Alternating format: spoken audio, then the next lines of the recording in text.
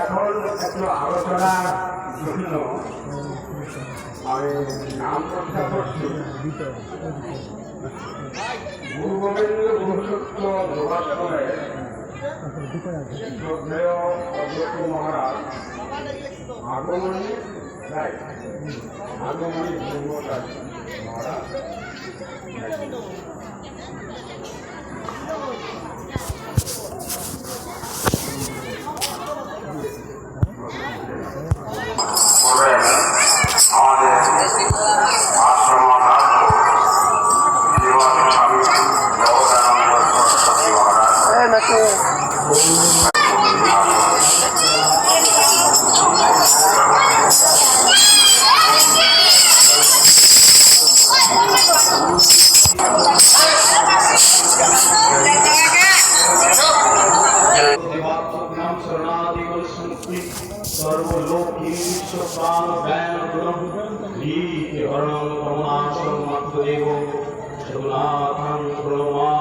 বাচ্চাদের সবাইকে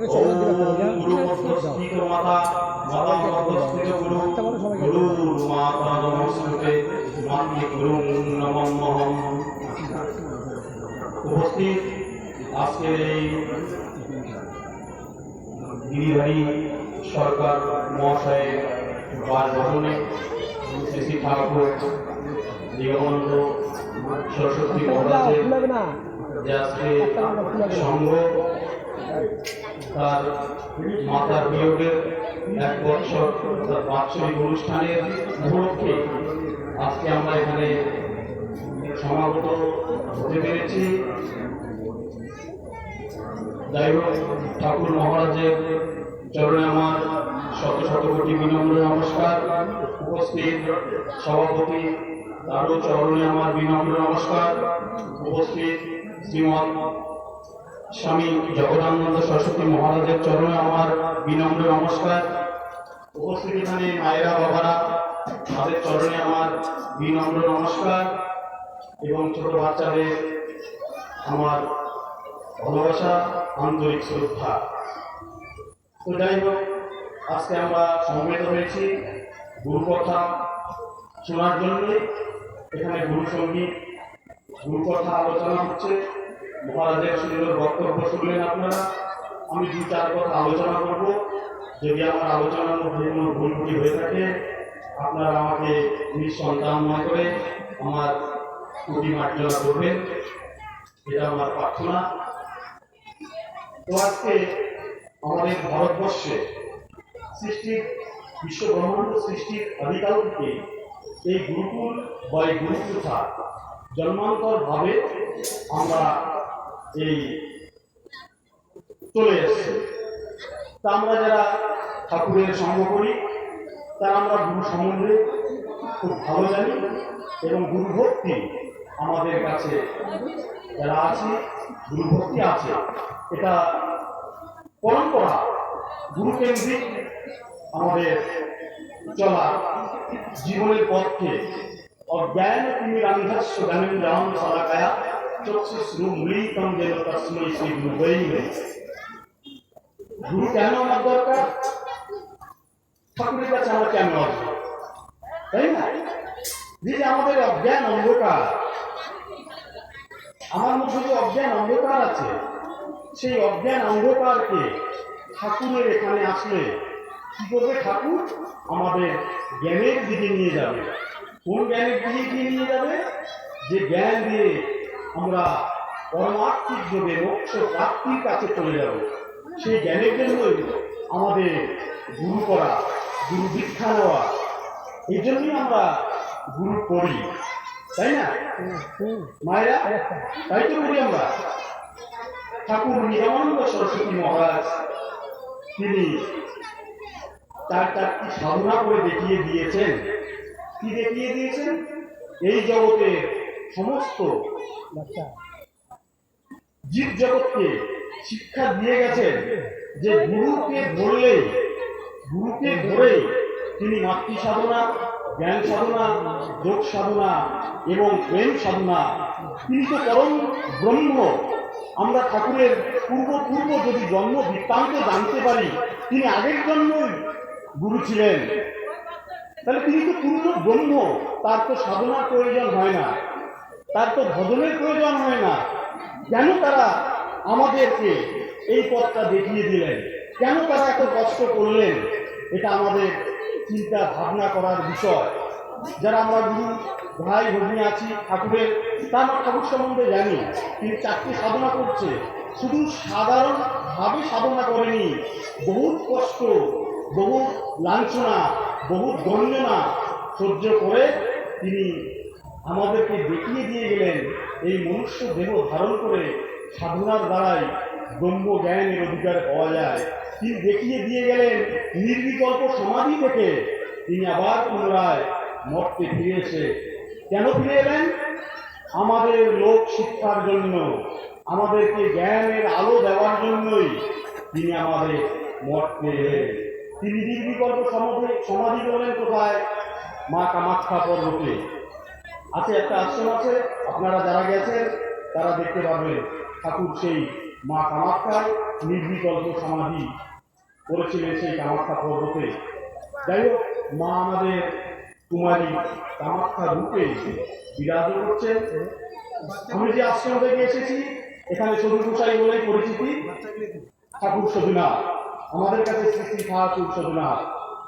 ঠাকুর নিগমানন্দের সঙ্গে আমাদের গুরুদেবের অনেকটা মিল আছে। কিরকম মিল আছে? সাধন পথের অনেক মিল আছে। ঠাকুর নিগমানন্দ সরস্বতী মহারাজ তিনি স্ত্রী বিয়োগে পাগল হয়ে স্ত্রীকে দেখার পরে তার মৃত্যুর পর তার ছায়া দেখার জন্য, এই অভিলিপ্সার জন্য তিনি একটা সাধন পথে চলে গেলেন, নলই থেকে হয়ে গেলেন নিগমানন্দ সরস্বতী মহারাজ। তা ঠাকুর, আমাদের ঠাকুর সদু গোসাই যে বলা হয়েছে, এখানে অনেকেই চিনবে সদু গোসাই। তারও প্রথমা স্ত্রীর বিয়োগের জন্য তিনি পাগল হয়েছিলেন। তিনি মা কামাখ্যা পাগল দেশে চলে গেছেন। তিনি মা কামাখ্যার দর্শন পেলেন, মাতৃ কৃপা পেলেন, মা স্বয়ং তাকে দীক্ষা দিলেন এবং একত্রিত গুরুরূপে প্রতিষ্ঠা করলেন। তাই 1371 সালে প্রথম তিনি এই গুরুসত্য মতবাদ অর্থাৎ গুরুসত্য প্রতিষ্ঠা করে দুর্গানগরে প্রতিষ্ঠা করলেন। তার যে কন্যা ছিল প্রতিমা ব্রহ্মচারিণী, তিনি আজীবন ব্রহ্মচারিণী ছিলেন। এটাও একটা বিশাল গল্প আছে। মা কামাখ্যা যখন তাকে দীক্ষা দিলেন, সিদ্ধিলাভ করালেন, তখন ঠাকুর বলেছিল, মা আমি তো বিদ্যা বুদ্ধি আমার নেই, আমার লেখাপড়া নেই, আমি তো তোমার এই বিশাল ভার নিতে পারবো না। বলছে, না বাবা, তোমাকে নিতেই হবে। সামনের দিকে অন্ধকারের দিকে চলে আসছে এই পৃথিবী জগৎ, তাই এই অন্ধকারকে উদ্ধার করার জন্য এই মহামন্ত্র অত্যন্ত দরকার, জীবকুলের দরকার। তাই তোমাকে গুরুরূপে প্রতিষ্ঠা করবো। তিনি বলছেন, না বাবা, না মা, আমি পারবো না। তখন তিনি বললেন, মা কামাখ্যা বললেন, তোমাকে কোনো চিন্তা করতে হবে না, আমি নিজেই তোমার ঘরে যাব, গিয়ে তুমি শুধু হাল ধরে থাকো, আমি আমার কাজ করে যাব। তাই ঠাকুরের ঘরে আবার ঠাকুরকে বাড়িতে নিয়ে আসলেন, অনেক কাহিনী। তারপরে যাই হোক আবার জোর করে দিয়ে দিলেন। তারপরে সত্যি সত্যি মা আসলেন কুমারী কামাখ্যা রূপে, আমাদের ঠাকুরের ঘরে এলেন প্রতিমা দেবী ব্রহ্মচারিণী। তার নামের অক্ষরটা হল প্রতিমা ব্রহ্মচারিণী। প্রতিমা মানে প্রতিটি মা, প্রতিটি মাকে ব্রহ্মচারিণী থাকতে হবে, তাই তার নাম দিলেন প্রতিমা ব্রহ্মচারিণী। তিনি আজীবন ব্রহ্মচারিণী ছিলেন এবং আজীবন তিনি ঠাকুরের কর্ম করে গেলেন। তিনি জন্মগ্রহণ করলেন 1364 সালে, আর গুরুদেব প্রতিষ্ঠা করলেন গুরুসত্য মতবাদ 1371 সালে। যাই হোক, তারপরে আস্তে আস্তে উনি দিনহাটায় গুরু গোবিন্দ গুরুসত্য যোগাশ্রম প্রতিষ্ঠা করেছে। আমরা সেখানেই আশ্রমে থাকি। আমরা উৎসাহিত ঈশ্বরের পাদপদ্মে। মহারাজের সঙ্গে আমাদের খুব সম্পর্ক খুব ভালো, অনেকদিন থেকে আমাদের পরিচিতি। ওনার সঙ্গে আমরা ওই মায়ের কুমারী পূজাতে সাক্ষাৎ হয়েছে, ওনার সঙ্গে ছবি আছে এখনো। মায়ের বসে আলোচনা করছেন, উনি সাক্ষাৎ কথা বলছেন, দেখা হয়েছিল মহারাজের। তো আমরা বিভিন্ন সভা সমিতি, বিভিন্ন নামকীর্তন, বিভিন্ন সৎসঙ্গ, সদ্গুরু উপদিষ্ট আমরা চরম সৌভাগ্য যে আমরা সদ্গুরু সন্ধান পেয়েছি। সদ্গুরু অর্থাৎ যিনি ঈশ্বরকে প্রত্যক্ষ করেছেন, যিনি নির্বিকল্প করেছেন, যিনি সমাধি হয়েছেন, যিনি ঈশ্বরকে সরাসরি দেখেছেন, তিনি সদ্গুরু। তাই আমরা সদ্গুরুর শিষ্য, আমরা চরম সৌভাগ্য। তা আমাদের কথা ঠাকুর বলতেন, জাগো জাগো সবাই জাগো, মানুষ নও তোমরা দেবতা, হীন ভাবিয়া হলো এতই দুর্দশা। আমরা সবাই দেবতা, কিন্তু আমরা আমাকে হীন ভেবে আমাদের এই দুঃখ দুর্দশার শেষ নেই। আছে কি মা বলুন তো? আধ্যাত্মিকতা সামাজিকতা যদি একসঙ্গে না থাকে, তাহলে সমাজটাকে মঠ মন্দির আদি তৈরি হয়েছে ভারতবর্ষের বিভিন্ন কারণে। মহাপুরুষরা বারবার, ভগবান শ্রীকৃষ্ণ বারবার আমাদের মঠকে আগমন করছেন। এই যে আগামী দিনে দুর্গাপূজার কথা বলা হচ্ছে, মা দুর্গা অবতীর্ণ হলেন মর্তলোকে।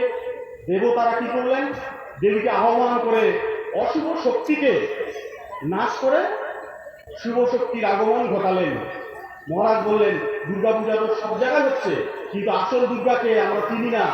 ঠাকুরের বাণীতে আছে, হাত নাই ভক্তি নাই দুর্গা পূজা করে, দুর্গতি নাশিনী দুর্গা দুঃখ দায় তারে। এখন অনেক প্যান্ডেল হচ্ছে, অনেক পূজা হচ্ছে, মঠ মন্দিরেও পূজা হচ্ছে দুর্গা পূজা। স্বামী বিবেকানন্দ পৌত্তলিক পূজা বিশ্বাস করতেন না। ঠাকুর রামকৃষ্ণের কাছে যখন গেলেন, উনি দেখলেন স্বয়ং মা ভবতারিণী মুক্তি থেকে বেরিয়ে আসলেন, তাকে দর্শন করালেন, তাই না? তাই বিবেকানন্দ তিনি সায়েন্সের ছাত্র ছিলেন। তারপরে তিনি দেখলেন তার আধ্যাত্মিক জ্ঞান এত চেতনা করে দিলেন ঠাকুর রামকৃষ্ণ। পরে তিনি নিজেই বেলুড় মঠ প্রতিষ্ঠা করে সেখানে দুর্গা পূজা করলেন। শুধু দুর্গা পূজা করলেন না, এই অষ্টমীর দিনে মা কুমারী পূজা করলেন, অর্থাৎ একটা মেয়েকে কুমারী রূপে, দেবী রূপে প্রতিষ্ঠা করে তাকে পূজা করলেন। এমনকি মুসলমান মেয়েকেও স্বামী বিবেকানন্দ সেই কুমারী রূপে, দুর্গা রূপে পূজা করেছিলেন। তাই আমাদের মনে রাখতে হবে, এই পৃথিবীকে অরাজকতা চলছে, কিন্তু এই পৃথিবী থেকে একমাত্র শান্ত করতে পারবে কে?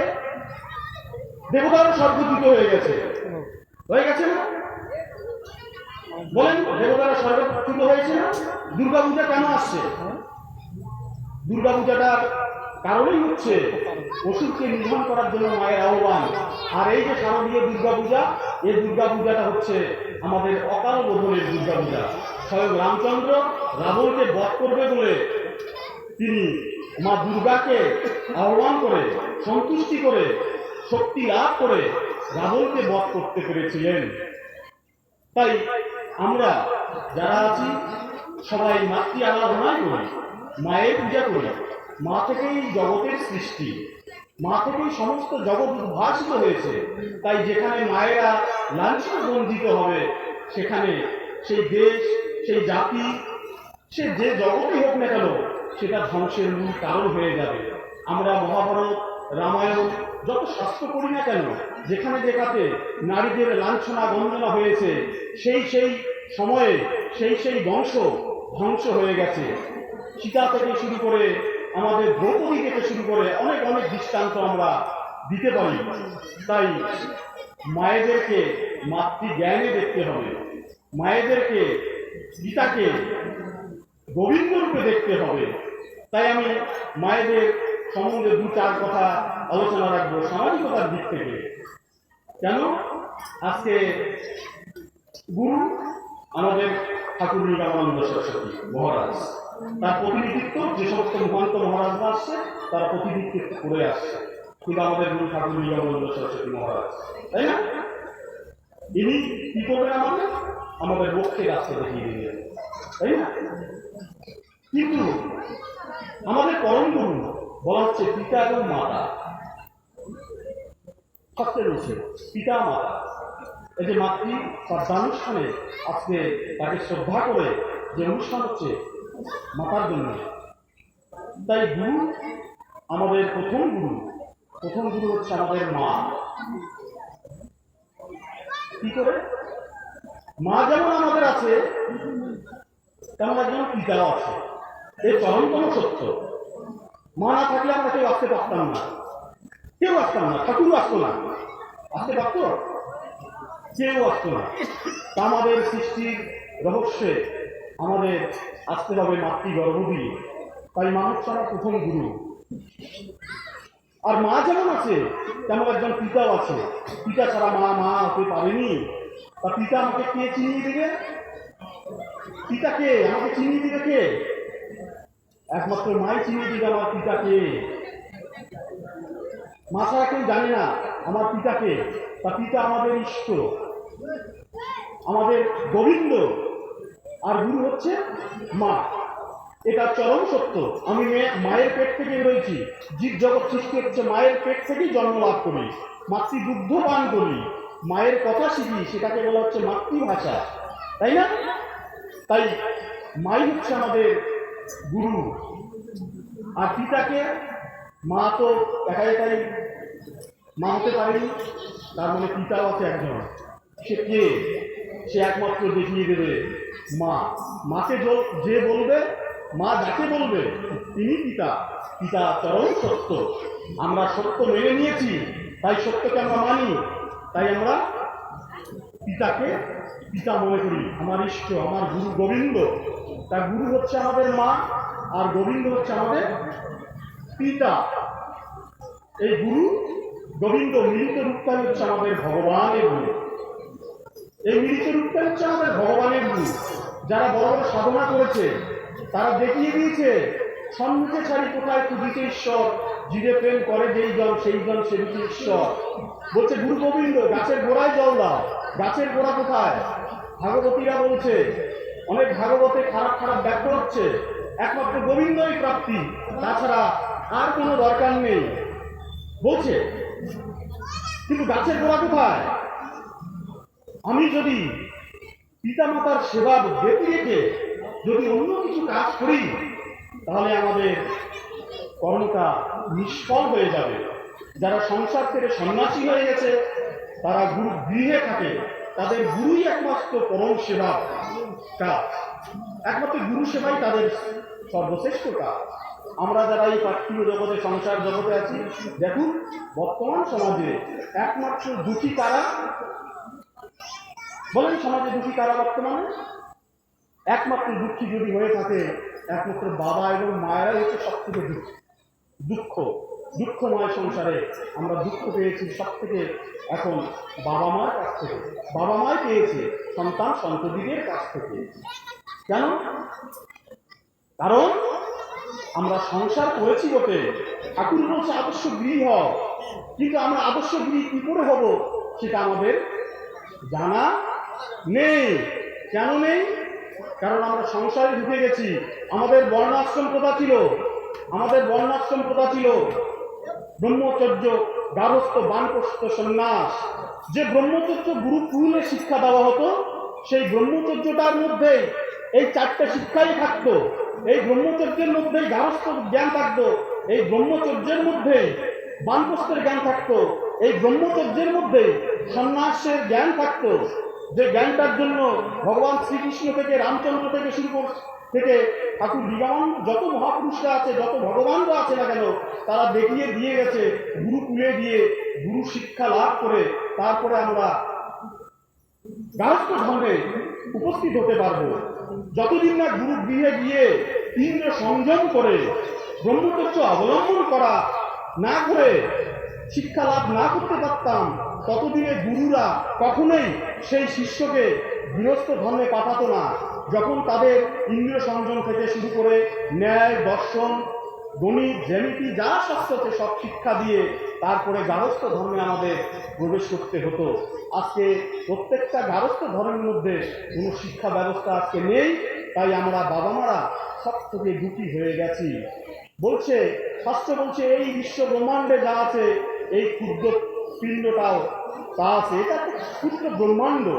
এই বিশ্ব ব্রহ্মাণ্ড যদি ভগবান সৃষ্টি করে থাকে, ভগবান ভগবান কথার উপর সুন্দর করে ঠাকুর বলে দিলেন ভগ যোগ বান ভগবান, অর্থাৎ ভগ এবং বান দুটো মিলিত অবস্থার নামে ভগবান। দুটো অবস্থা যখন মিলিত হয় তখনই সৃষ্টি হয়। তা আমার এই বিশ্ব ব্রহ্মাণ্ডকে কে সৃষ্টি করেছে? আমাদের এই বিশ্ব ব্রহ্মাণ্ডকে ভগবান সৃষ্টি করেছে। কোন ভগবান সৃষ্টি করেছে আমার এই ব্রহ্মাণ্ডটাকে? আমার বাবা এবং আমার মাই সৃষ্টি করেছে। তাই এবং বাবা এবং মা যে আমি হব, আমি তো ভগবান হওয়াটা জানি না, কিন্তু আমি তো বাবা মা হয়ে গেছি। তাহলে দোষ টাকা এক নম্বরে আমার যাচ্ছে বাবা মার কাছেই চলে যাচ্ছে পাস। কারণ যে সমস্ত সন্তান সন্ততির এখন বিবাহ দেওয়া হচ্ছে, এটা কি বলবো, একটা অনিয়ম। বলতে কেন? তারা তো জানে না সংসারটা কি করে করতে হবে, তার নিয়ম শৃঙ্খলা কি জানে কিছু। আমরা বাবা মাকে বড় হয়ে গেছে, 18 বছর হয়ে গেছে, মেয়েকে বিয়ে দিয়ে দিচ্ছি। শাস্ত্রে বলা আছে যে একটা মেয়ে তখনই বিবাহের সম্ভব হতে পারে যখন সে বাবা কি, মা কি, বোন কি, স্বামী কি, শ্বশুর কি, ভাসুর কি, যা কি, সমস্ত জ্ঞানগুলো যদি সে অর্জন করতে পারে, তবেই সে মেয়েটা বিবাহের যোগ্যা প্রাপ্তি বলে বিবেচিত হবে। তার যদি না হয়ে থাকে তাহলে সে কখনোই বিবাহের যোগ্যতা হতে পারে না। কিন্তু আমরা তো সেই জ্ঞানগুলো পাই না। আমরা বাবা বলছি 18 বছর হয়ে গেছে, বিয়ে দিতে হবে, মেয়েকে অনেক চিন্তা করছি, সে মেয়েটা গিয়ে ধুম করে একটা সংসারে গিয়ে ঢুকলো, তারা ভগবান হবে। ভগবান কিভাবে হবে? কারণ তারাও একটা কিছু সৃষ্টি করবে। কি সৃষ্টি করবে? যে দুজনের মিলিত অবস্থায় আসবে কি একটা সন্তান। তাহলে তাদের ক্ষমতাটা ভগবান দিয়েছে আমাদের কাছে, সেই ক্ষমতাটার অপব্যবহার তৈরি হয়ে গেল। আমাদের শাস্ত্রে আছে, যারা যারা ঠাকুরের জন্ম বৃত্তান্ত আপনারা জানেন, তার বাবা মা বুড়ো শিবের কাছে কত কাতর করেছিল, কত প্রার্থনা করেছিল, তারপরে ঠাকুর এসেছে। আর আমরা কিছুই জানি না, আমাদের একটা সন্তান জন্মগ্রহণ করলো। এবার সন্তান জন্মগ্রহণ করে যা শিক্ষা দিচ্ছি, তার শিক্ষা হয়ে গেছে, অনেক বিদ্যা শিখেছে, ডাক্তার ইঞ্জিনিয়ার থেকে অনেক বিদ্যা শিখেছি, কিন্তু আসল সামাজিক শিক্ষা শিখায় নেই। তাই কি হচ্ছে? বাবা মার কাছ থেকে দূরে গিয়ে সন্তান আছে দূরে, কিন্তু বাবা মাকে দেখে না। বাবা মা শুধু দু চোখের জল ফেলে আর কি বলে, বাবা তুমি শিখে থাকো। এটাই আমি এত ত্যাগ, মায়েদের এত ত্যাগ, যে মায়ের দুগ্ধ পান করে বাচ্চাটা এত তার শরীর নয়। আমি বলতে পারবো এটা আমার শরীর? কেউ বলতে পারবে না। আপনিও বলতে পারবেন এটা আপনার শরীর, কারণ আপনার শরীরটা তৈরি হয়ে গেছে আপনার বাবা মার থেকে। আমাদের নিজস্ব সত্তা বলতে কিছু নেই। এই জ্ঞানগুলো কে দেবে? এই জ্ঞানগুলো হচ্ছে আমাদের অজ্ঞান অন্ধকার নাশ করার জন্য গুরুকুলে থাকা। এই যে দুঃখের কারণটা আমরা নিজেরাই হয়ে গেছি। তাই বাবা মা আমাদের শিখতে হবে আগে। মায়েদের সব থেকে বেশি শিক্ষার দরকার। বারবার বলছে নারী শিক্ষার দরকার আছে, কিন্তু সেটা যেন কুশিক্ষায় পরিণত না হয়। বর্তমান যুগে সমাজের যা অরাজকতা হয়েছে, মায়েদের আমার যদি কোনো অপ্রাসঙ্গিক কোনো ভুল বলে থাকি আমাদের ক্ষমা করে দেবেন, অজান্তে আমি কোনো দুঃখ দিয়ে থাকি ক্ষমা করে দেবেন। আমি সামাজিকতায় বলছি। কেন মায়েদের শিক্ষার দরকার? কেন বললাম, একটা মেয়েকে কখন বিবাহ পাত্রস্থ হতে পারে, আর একটা পুরুষ কখন পাত্রস্থ হতে পারে? যখন সে সমস্ত ইন্দ্রিয় সংযম করতে পারবে, ব্রহ্মচর্য, তারপরে সে গারস্থে প্রবেশ করতে পারবে। এটা আমাদের গুরুকুল প্রথা ছিল, আমাদের পরম্পরা ছিল এটা। তো এবারে দেখো সংসারে অশান্তির মূল কারণ কোথায় দাঁড়িয়েছে?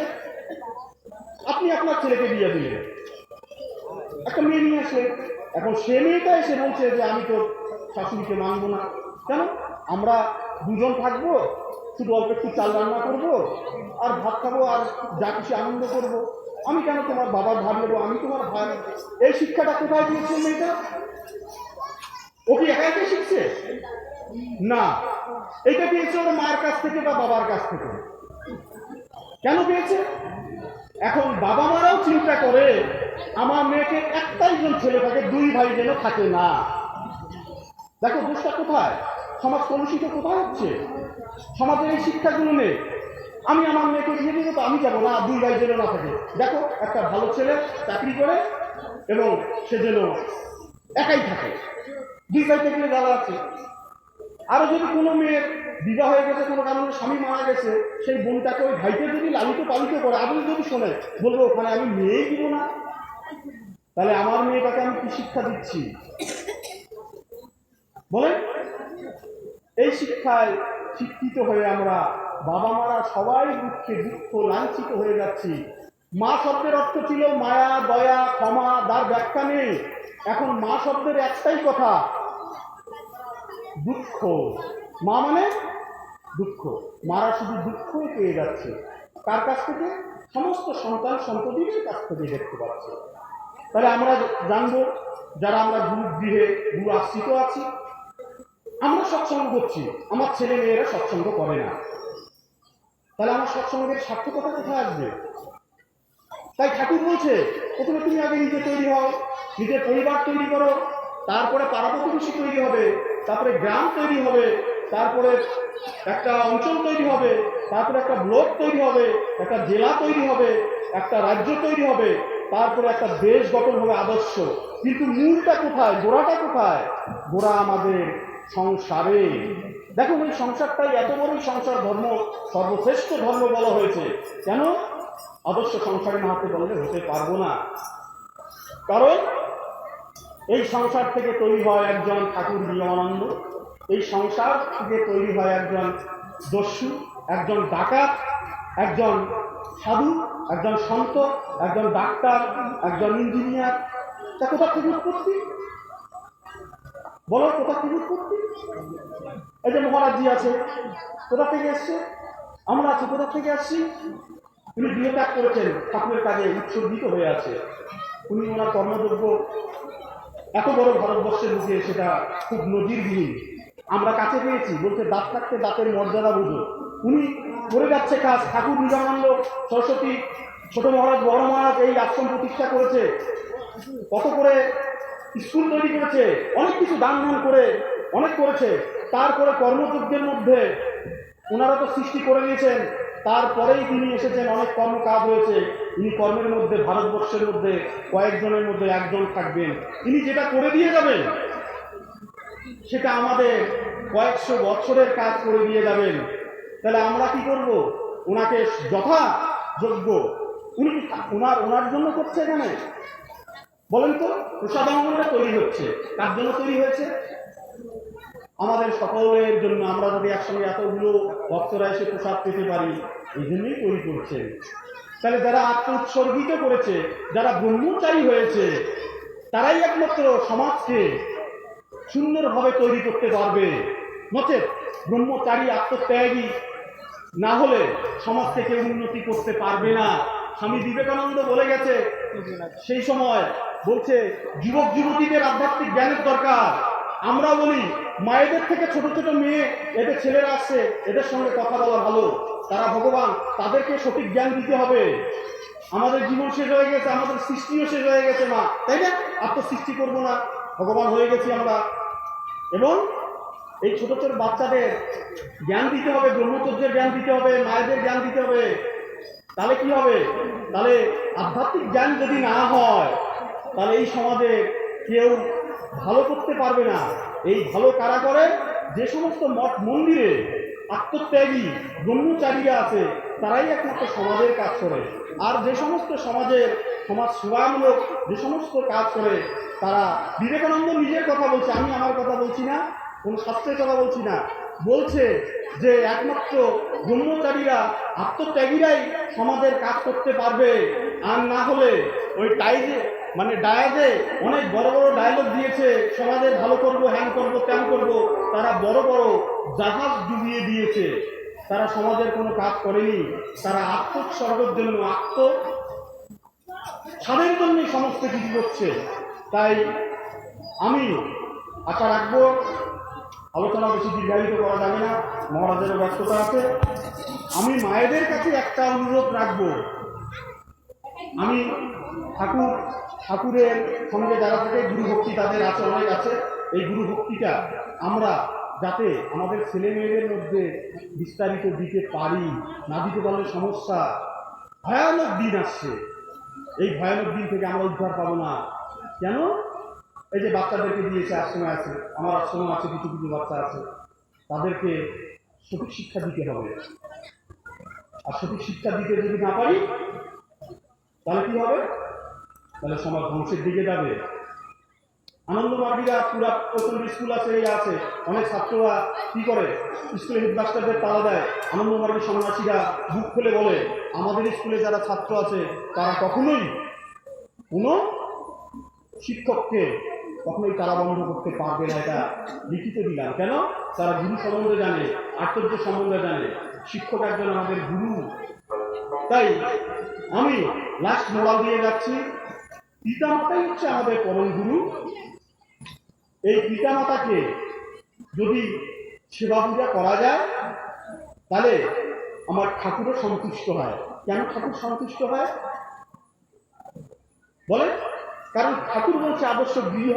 তোমরা যদি আদর্শ গৃহ হতে না পারো না তাহলে আমি তোমাদেরকে শিষ্য বলেই মনে করবো না, তাহলে আমার কলঙ্ক হবে। তাই পিতা মাতার যাতে সেবা পূজা হয় এই জ্ঞানটা আমাদের খুব থাকা দরকার। আর বাবা মাদের যেখানে সেবা পূজা হয় না সে সংসারটাও শতানতুল্য হয়ে যায়।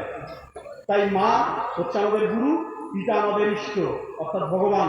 এই গুরু গোবিন্দ গুরু গোবিন্দ বলি না, গুরু আমার মা আর গোবিন্দ আমার পিতা। গারস্থ ধর্মের মূল কাজই হচ্ছে বাবা মা অতিথি দিব ভব। অতিথির কথা বলে একটা অতিথি আছে তাকে দিতে হবে। সব থেকে কঠিনতম কাজ হচ্ছে গারস্থ ধর্ম পালন করা। এই জন্যই গারস্থ ধর্মের অনেক পশু পাখি কীট পতঙ্গ একটা সংসারের মধ্যে কতগুলো জীব জন্তু আসবে, সেটাকে সবাইকে সমাদৃতভাবে তাদেরকে আদর করে তাদেরকে যত সম্ভব সাহায্য দান করতে হবে। আর দেশের জন্য আত্মোৎসর্গ করতে হবে। কাজ হচ্ছে আশ্রমে কাজ হচ্ছে, তার জন্য যথাযোগ্য যতটুকু পারা যায় ততটুকু দান করতে হবে। কায় মনোবাক্যে, তার দানটা কিভাবে হবে? কায় মনোবাক্যে করতে হবে। এই দানটা আমাদের পরবর্তী কি প্রজন্মের জন্য থেকে যাবে। তাই বাবা মার প্রতি শ্রদ্ধা ভক্তি, অতুল ঠাকুর আমি বক্তব্য শেষ করবো। মহাভারত রামায়ণে শুধু বাবা মার কথাটাই মূল সারাংশ আছে। বাবা মার কথা বলে বাবা মা সবার এই বাবা মার কথা দিয়েই আমাদের স্বাস্থ্য। তাই বাবা মা আদরণীয় নয়, সে সংসারটাও শতানতুল্য হয়। এই আশা আকাঙ্ক্ষা রেখে আমি আজকে আমার বক্তব্য এখানে রাখছি। জয় গুরু সত্য মা বই।